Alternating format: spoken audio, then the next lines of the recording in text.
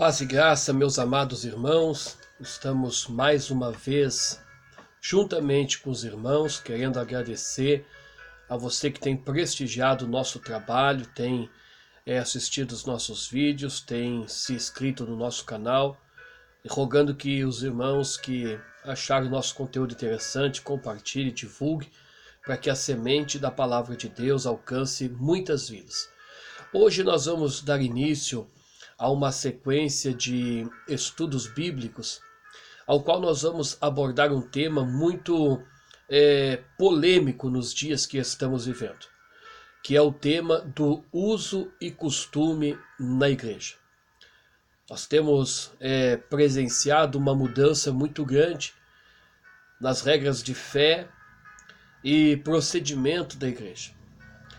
Muitas igrejas que outrora conservavam o que é denominado a expressão uso e costume, eu particularmente não gosto dessa expressão, mas nós vamos usá-las para que haja uma melhor compreensão.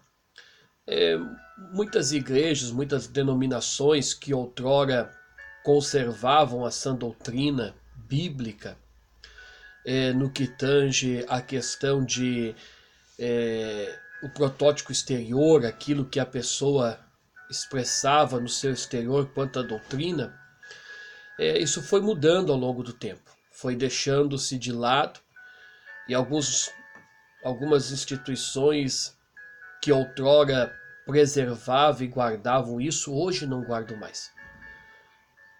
Igrejas que eram conservadoras, cristãos que eram conservadores, que cuidavam quanto ao seu trato de vestir, né, questão do cabelo, da roupa, da joia, da pintura. Hoje já não observo mais esses preceitos. E nós vivemos um período de certos embates, né, teológicos acerca disso, porque uns dizem que isso é preceitos de homem. Outros dizem que isso é ordenança divina. E o meu objetivo nessa sequência de estudo bíblico que segue daqui para frente é tentar achar um consenso bíblico para isso e descobrir dentro das escrituras sagradas se a questão dos usos e costumes na igreja é preceito de homem, é ordenança humana, ou se é preceito divino e é uma ordenança de Deus. Nós vamos observar alguns textos da palavra de Deus que falam acerca disso aí. E vamos tirar as nossas conclusões à luz da palavra do Senhor. Então eu quero convidar você a acompanhar conosco essa série de estudos bíblicos. Nosso objetivo é fazer os vídeos com um espaço curto, para que você possa assistir e não fique tão exaustivo, né? E você vai então entender o que as escrituras sagradas falam sobre isso. Você tem todo o direito de examinar à luz das escrituras, à luz da Bíblia, né, se está certo ou não o que ora vamos proferir. Cabe nós lembrarmos aqui que um dos pilares, uma das colunas da igreja é só a escritura. Então nós temos por regra de fé as escrituras sagradas e fizemos dela a fonte do nosso conhecimento. Tudo que excede a questão bíblica, ela tem que ser vista com uma ressalva. Por quê? Porque somente a palavra de Deus é inerrante. Meus amados irmãos, não tem como nós falarmos de usos e costumes da igreja sem nós abordarmos de uma forma introdutória um dos atributos de Deus. E eu quero, nesse vídeo, na introdução, falar um pouquinho sobre um dos atributos de Deus, que é a imutabilidade de Deus. Deus, ele é imutável. Deus, ele é um ser que ele não muda conforme muda os anos, as estações e as eras. Quando eu me deparo com essa questão da imutabilidade de Deus, logo surge uma pergunta. Se Deus é imutável, e o ensinamento da imutabilidade de Deus na Bíblia é algo muito claro, se Deus ele é imutável, como poderia Deus, em tempos antigos, determinar algo e depois, com o passar dos anos, determinar outro? Será que há um consenso nesse raciocínio? Pense bem.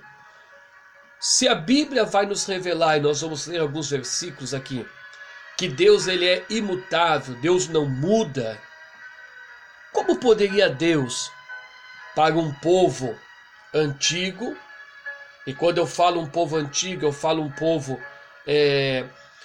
antes de Cristo, Deus determinar algo para eles, como regra de fé, como regra moral, ética, para aquela sociedade. Aí Deus depois chega, anos mais tarde, e muda totalmente aquele contexto ético e moral daquela sociedade. Porque isso é o que a gente vem acompanhando ao longo dos anos. Exatamente isso aí, porque conforme a sociedade ela vai evoluindo, a gente vê que os costumes vão sendo modificados. E isso dentro da própria Igreja de Cristo. Mas se Deus é imutável e Deus não muda, como Deus pode então mudar? Eu quero fazer disso uma introdução antes nós entrarmos propriamente dito no estudo de cada item do que é chamado usos e costumes na igreja. E eu quero começar a leitura bíblica nesse momento por um texto que nós encontramos no livro do profeta Malaquias. Livro do profeta Malaquias, capítulo de número 3, versículo de número 6. Que o que diz, irmãos, as escrituras sagradas? Veja bem, vai dizer o seguinte, o livro do profeta Malaquias, no capítulo 3, versículo 6, diz o seguinte: porque eu, Senhor, não mudo, por isso, ó filhos de Jacó, não sois consumidos. Veja bem, quando a gente lê esse versículo, e se nós antecedermos a leitura e começarmos já no capítulo de número 1 do capítulo 3 de Malaquias, nós vamos ver que o texto vai falar sobre o anúncio da vinda de Cristo, precedida pelo seu anjo. E aí vai falar, irmãos, sobre que essa vinda de Cristo viria para quê? Para afinar, para purificar, né? Para julgar. Porque no versículo 5, o texto é claro, o Senhor diz assim, chegar-me-ei a vós para juízo, e serei uma testemunha veloz. Então Deus vai tratando, dentro do livro de Malaquias, no seu contexto total, Deus vai estar tratando, irmãos, de um desvio muito grande da nação de Israel, quanto aos princípios morais e éticos que Deus havia dado para o seu povo. E quando você faz um apanhado em todo o livro do profeta Malaquias, ele trata exatamente disso aí. Uma mudança que houve na maneira daquela nação servir a Deus. E aí Deus vai dizer assim, olha, eu sou o Senhor e não mudo. É o próprio Deus que está falando isso através do seu mensageiro. Que ele não muda. Irmãos, o atributo moral de Deus não muda. Quando nós olhamos o estilo de vida patriarcal daquela dispensação antes da dispensação da lei, a gente vai ver que os patriarcas, mesmo sem uma lei escrita, eles tinham um padrão ético e moral e valores impostos na sua maneira de viver. E por que isso? Da onde veio isso? Veio uma consciência, né, implantada por Deus dentro do homem. Por isso que havia aquele padrão moral daquela sociedade antiga. Os tempos passaram, os tempos mudaram, porém Deus continua imutável. Em Deus não há mudança. Deus não pode e não vai, não é que ele não possa, porque Deus tudo pode.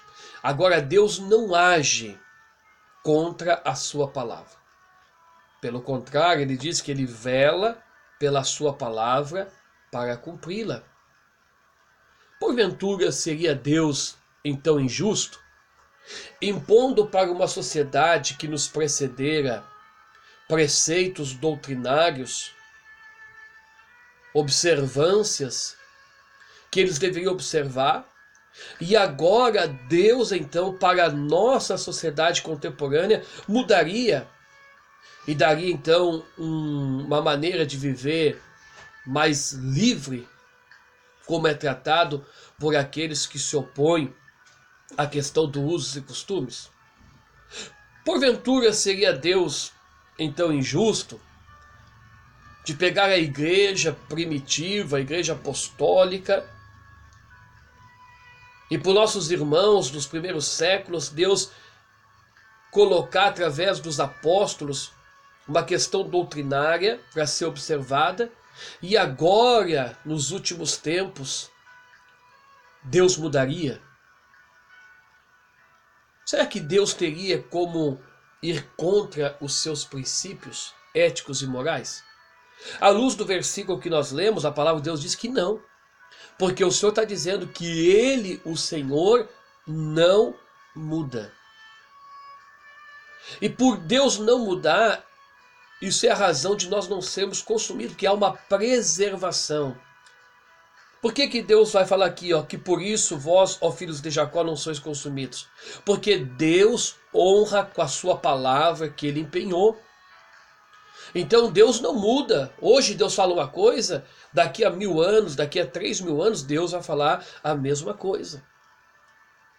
E é claro que eu sei que pessoas de várias vertentes, né, irão assistir esse vídeo, e alguém pode dizer assim, mas Deus se arrepende, Deus mudou o conceito com Nínive. Sim, a Bíblia diz que Deus ele não se arrepende do bem. E a questão de Nínive e de outras passagens que tem na Bíblia não estão se referindo a atributos morais e éticos de Deus. E veja bem, a passagem de Nínive, quando Jonas vai lá pregar, por que Deus arrependeu-se ou Deus desistiu de destruir Nínive? Porque houve um conserto.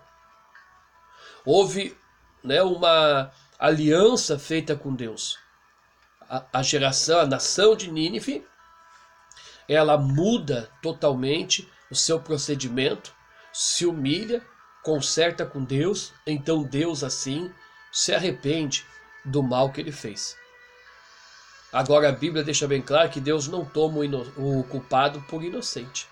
Então, acerca da imutabilidade de Deus, em Malaquias o Senhor vai falar que ele não muda.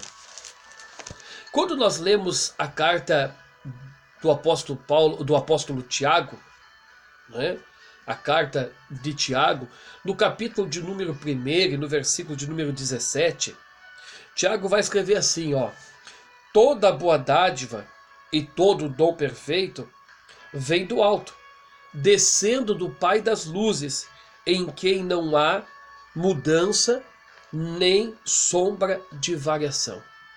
Então veja bem, Deus, irmãos, ele é o detentor de toda dádiva e de todo dom perfeito, né? Todo presente. Só que quando Deus libera sobre os seus filhos ou sobre a sua criação as dádivas que ele tem, os presentes, o socorro, o seu agir, Deus faz isso dentro de um padrão ético-moral estabelecido pelo seu ser. revelado nas suas escrituras. Deus não pode hoje ordenar algo que ontem Deus refutou. Porque se hoje Deus der uma ordenança diferente da do passado, o que nós vamos fazer, ou o que diremos daqueles que viveram isso, pregaram isso, imputaram isso como doutrina na igreja? Pense bem. Como pode alguém que há 15, 20 anos atrás ensinava um ensinamento e combatia contra heresias que estavam sendo impostas na igreja, e hoje, 15 anos depois, 20 anos depois, eles mudam? Como pode isso? Eu tenho acompanhado nesses quase 30 anos de fé uma mudança muito grande no nosso meio. Só que a palavra de Deus, ela não mudou. A palavra do Senhor, ela não mudou. E alguns preceitos doutrinários que são questionados hoje são ensinados pelos apóstolos. E muitos deles pelo apóstolo Paulo, que é considerado o apóstolo dos gentios e o grande precursor do evangelho da graça de Deus. E Paulo vem nos ensinando esses preceitos. Então eu tenho que parar e meditar nisso. Tiago vai dizer que em Deus não há mudança, nem sombra de variação. Na carta aos Hebreus, no capítulo 13, no versículo 8, o escritor vai dizer o seguinte, que Jesus Cristo é o mesmo ontem, hoje e eternamente. Se nós fizermos um paralelo com esse versículo de Hebreus 13, 8, com o que João vai escrever na abertura do seu livro, o Evangelho de João, ele vai dizer que Jesus, ele é o Verbo que se fez carne e habitou entre nós. Se nós fizermos um paralelo com as palavras, olha o que João vai dizer aqui, ó, que no princípio era o Verbo, e o Verbo estava com Deus, e o Verbo era Deus. Ele estava no princípio com Deus, todas as coisas foram feitas por ele, e sem ele nada do que foi feito se fez. A palavra verbo pode ser aplicada como palavra. Então, ele está falando aqui, ó, de Jesus, que é a palavra de Deus que encarnou. Ele diz assim, ó, no versículo 14 do capítulo 1, assim, ó, e o verbo se fez carne e habitou entre nós, e vimos a sua glória como a glória do unigênito, cheio de graça e de verdade. Então, se Jesus é o verbo, Jesus é a palavra de Deus encarnada que habitou entre nós, e o escritor aos Hebreus diz que ele é o mesmo ontem, hoje, eternamente, então a palavra de Deus não pode mudar. Homem algum tem autoridade para mudar o que a palavra de Deus fala. Eu posso me reservar ao direito de não concordar. Agora, mudar, eu não posso fazer isso. Então, nesse primeiro vídeo eu quero falar sobre a imutabilidade de Deus. E já quero dizer para você que Deus, ele não muda. Jamais vai mudar. O que no passado era pecado, no presente é pecado. E no futuro vindouro também será pecado. Eu convido você a nos acompanhar nas outras partes desse estudo sistemático, aonde nós vamos começar a estudar a partir do próximo vídeo cada parte da questão de usos e costumes na igreja. Que Deus os abençoe, e minha oração é que o Espírito Santo de Deus abra o nosso entendimento para que a gente possa entender realmente o que Deus tem determinado para nós. Que Deus vos abençoe.